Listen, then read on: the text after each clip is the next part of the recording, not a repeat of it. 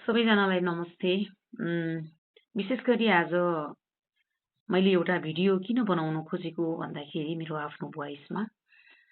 अब बच्चाहरू सबैजनाको स्कुल पढ्ने बच्चाहरूको फाइनल एक्जाम लगभग आउन थाल्यो।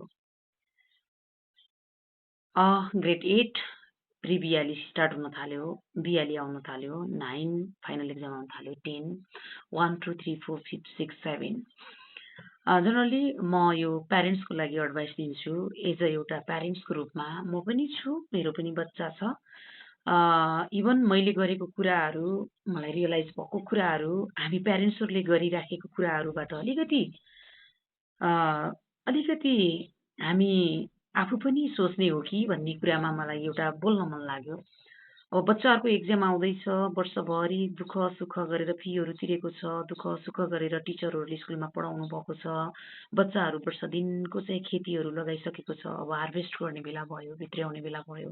त्यो भित्र्याउने बेलामा असिना पानी, तुफान आँधीहुरी जे आए पनि आफ्नो चाहिँ फलहरूलाई चाहिँ भित्र्याउनलाई छोराछोरीले पनि यानि कि स्टुडेन्टहरूले पनि 100% इफोर्ट दिएको हुन्छ। टिचर्सहरूले पनि 100% इफोर्ट दिनुभएको हुन्छ। इन्स्टिट्युसनहरूले पनि आफ्नो नेम फेमको लागि 100%, स्कुलहरूले पनि 100% आफ्नो चाहिँ आफूले आफ्नो चाहिँ कमिटमेन्टमा लाग्नु भएको हुन्छ।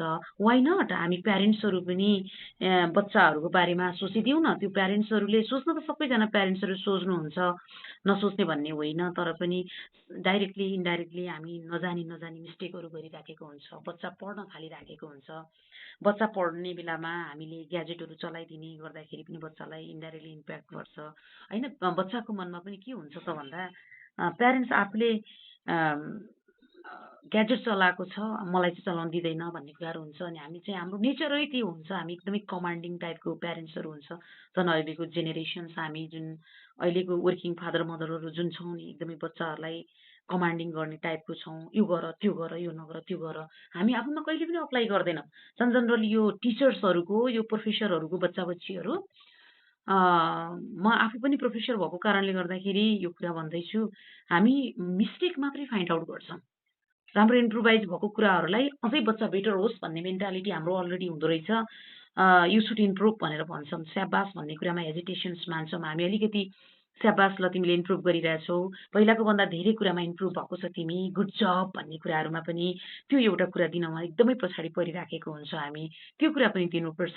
सोसल मिडिया अभोइड गर्नुहोस्, होइन? सोसल मिडियामा भिडियो, टिकटकहरू बनाउनु पर्दा, ग्याजेटहरू सोसल मिडियालाई एकदमै चलाउनु पर्दा युट्युबहरूबाट कतिजना त्यहीबाट पनि लाइक हुन्छ नि, कति कामहरू गरिराख्नु भएको छ। अनि त्यो बच्चालाई पढ्ने टाइममा नगरौँ अथवा नेक्स्ट रुममा गएर गरौँ, होइन?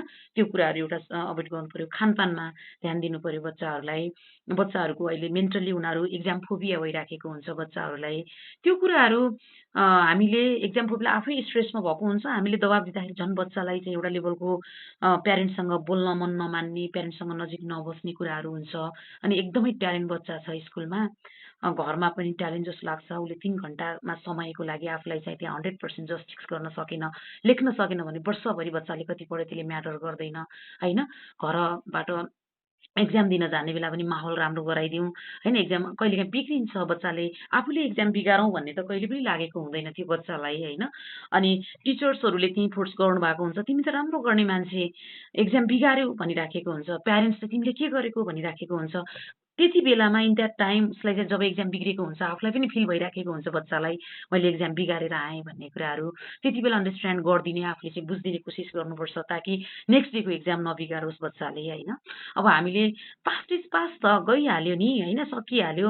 बच्चाले अब राम्रो गर, त्यस्तो मिस्टेक नदोहोऱ्याऊ भन्ने तरिकाले सम्झाउँ। रिस उठ्छ हो, एकदमै रिस उठ्छ बच्चाले एक्जामहरू बिगार्यो भने। कति मेहनत गरिराखेको प्यारेन्ट्सहरू हुन्छ, त्यही नै बच्चाले एउटा कति सपना हुन्छ हरेक प्यारेन्ट्सहरूको बच्चा राम्रो होस् भन्ने, होइन? त्यो कुराहरू ख्याल गरिदिनु पर्यो।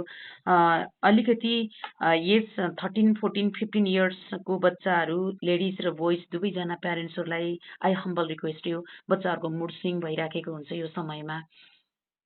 एकदमै लेडिजहरूलाई मेन्सुरेसन्सको पिरियडहरू आएको हुन्छ एक्जामको बेलामा। उनीहरू 2-3 दिनदेखि नै लेडिज साथीको प्यारेन्ट्सहरू अलिकति ख्याल गरिदिनु होला। उनीहरूले चाहिँ एकदमै रिसाउने, कराउने, एकदमै झम्टिने टाइपको हुन्छ।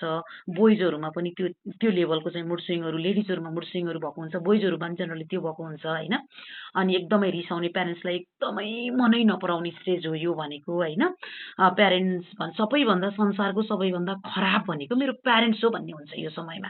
सो त्यो कारणले गर्दाखेरि हामीले आफूलाई एकदमै संयम राख्ने, काम तरिकाले उनीहरूमा बिहेभ गर्ने, बच्चाहरू एग्रेसिभमा आएको छ भने हामी गएर फाइट नगर्ने, होइन? उनीहरूसँग आर्गुमेन्ट नगर्ने, उनीहरूमा बरु एकदमै साइलेन्ट तरिकाले उनीहरूमा प्रेजेन्ट भइदिने, उनीहरूलाई कराइरहेछ भने एकछिन सुनिदिने, हामीसँग नकराएर उनीहरू कोसँग कराउँछ त होइन?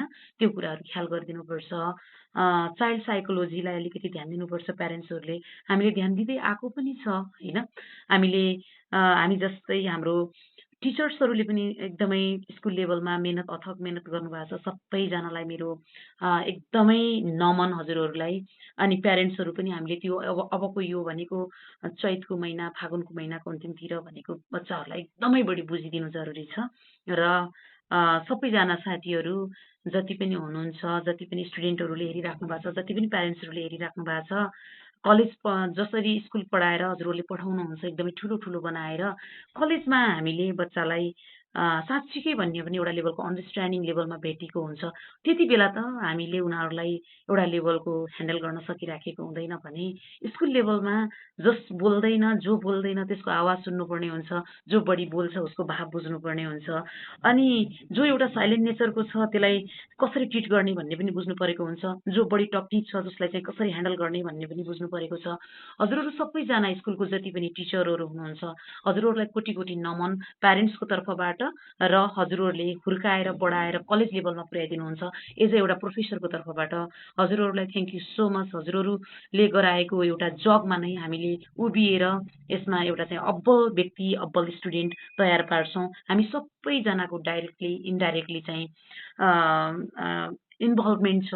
हाम्रो चाहिँ के छ त भन्दा प्यारेन्ट्स, एउटा चाहिँ टिचर्स र हाम्रो चाहिँ साथी सर्कल, स्टुडेन्टहरूको साथी सर्कल, यी तीनैजना यस्तो पिलर हो बच्चाको अहिले ग्रोथको लागि चाहिँ बच्चालाई चाहिने। उनीहरूलाई साथी पनि चाहिन्छ, प्यारेन्ट्स पनि चाहिन्छ। भला देखाउँदैन होला होइन, दिन कम्पेरेटिभ प्यारेन्ट्सभन्दा बढी साथीहरूलाई बढी उसले ख्याल गर्छ होला। टिचरहरू पनि त्यत्तिकै गाइडेन्स छ। अहिले 8, 9, 10 मा गइराखेको बच्चाहरूको लागि टिचर्स जस्तो सबैभन्दा इम्पोर्टेन्ट पर्सन अहिले कोही पनि छैन।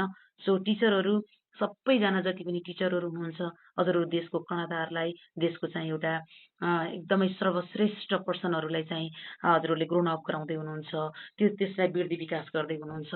हजुरहरू सबैजनालाई म फेरि पनि कुनै विदाउट हेजिटेसन्स बिना हजुरहरूलाई मैले एप्रिसिएट गर्दै थ्याङ्क यू सो मच भन्दै बच्चाहरूलाई राम्रो गाइडेन्स गरिदिनुहोस्। कोही बच्चा धेरै बोल्ने हुन्छ, कोही बच्चा कम बोल्ने हुन्छ, कोही बच्चा एकदमै सिकाउने नेचरको, कमान्डिङ नेचरको हुन्छ, कोही बच्चा कसैले ठुलो स्वरले बोल्दा पनि एकदमै नर्भस हुने खालको हुन्छ। सबैजनालाई चेक एन्ड ब्यालेन्स गरेर चाइल्ड साइकोलोजीलाई बुझिदिएर हजुरहरूले बिहेभ गरिदिनु होला। सबैजना भाइ बहिनीहरूलाई हजुरहरूको इक्जामको धेरै शुभकामना। थ्याङ्क यू सो मच सबैजनालाई।